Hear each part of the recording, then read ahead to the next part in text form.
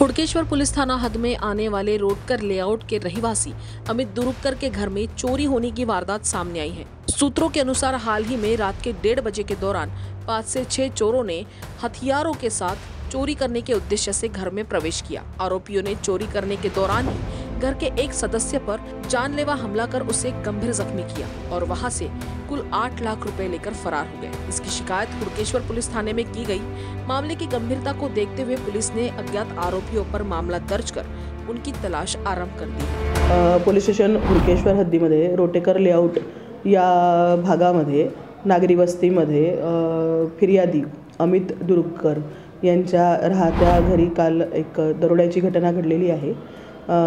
रात्री अंदाजे 1:30-2 वाजताच्या सुमारास त्यांच्या घराचं मीटरमधनं लाईट बंद करून 5 ते 6 आरोपींनी त्यांच्या घरामध्ये प्रवेश करून सशस्त्र हत्यारांनिशी प्रवेश करून त्यांना फिर्यादी अमित दुरुक्कर यांना जखमी करून आणि त्यांच्या आईला जीवे मारण्याची धमकी देऊन त्यांच्याकडून त्यांच्या घरातनं जवळपास नगदी रक्कम रुपये 8 लाख चोरी करून बळजबरी चोरी करून नेलेले आहेत। त्या संबंधाने पोलीस स्टेशन हुड़केश्वर येथे दरोड्याचा गुन्हा दाखल करण्यात आलेला आहे अनोळखी 5 ते 6 आरोपींच्या विरुद्ध। घटनेची जानकारी पोलिसांना कधी कळली आणि जे फिर्यादी आहे काय मामला करायचा? घटने संबंधाने फिर्यादीचे मोठे भाऊ श्री स्वप्नील दुरुक्कर हे त्याच घरामध्ये वरच्या मजल्यावर त्यांच्या बेडरूममध्ये झोपलेले असताना आरोपींनी प्रथम म्हणजे घटना करण्यापूर्वी वरच्या बेडरूमचे दार लॉक केलेले होते। तर बंधू श्री स्वप्नील दुरुक्कर यांनी त्यांच्या बेडरूममधनं जेव्हा खालनं आवाज यायला लागले आणि दार बंद आहे त्यांच्या बेडरूमचं असं त्यांना लक्षात आलं, त्यावेळी त्यांनी पोलीस कंट्रोल रूमला 112 वर कंट्रोल रूमला माहिती दिली होती। त्या अनुषंगाने नियंत्रण कक्षाने पोलीस स्टेशनला दिलेल्या माहितीमुळे पोलिसांना ही माहिती मिळाल्यामुळे तात्काळ पेट्रोलिंग वाहन अधिकारी सर्व वरिष्ठ अधिकारी सुद्धा घटनास्थळावर पोहोचले होते।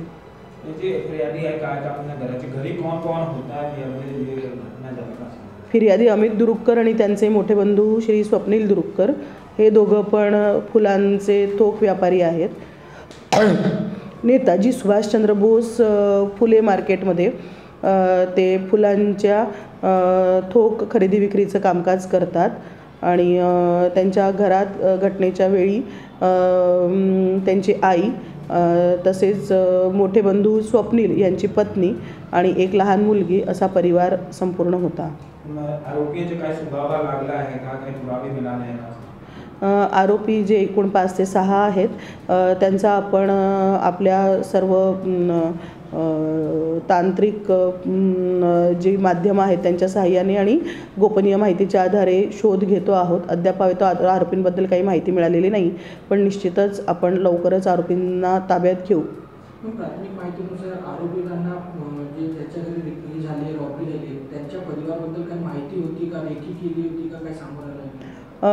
फिर्यादीकडे या संबंधाने वारंवार विचारणा केली, परंतु फिर्यादीला कोणावरही संशय नाही असं ते सांगतात आणि पण एकूण जो काही प्रकार कमी वेळात घडलेला आहे त्यावरनं असं लक्षात येतं आहे की आरोपींनी लक्ष ठेवून आणि रेकी करूनच सदरची घटना केली असावी असा प्राथमिक संशय पोलिसांना सुद्धा वाटतो आहे।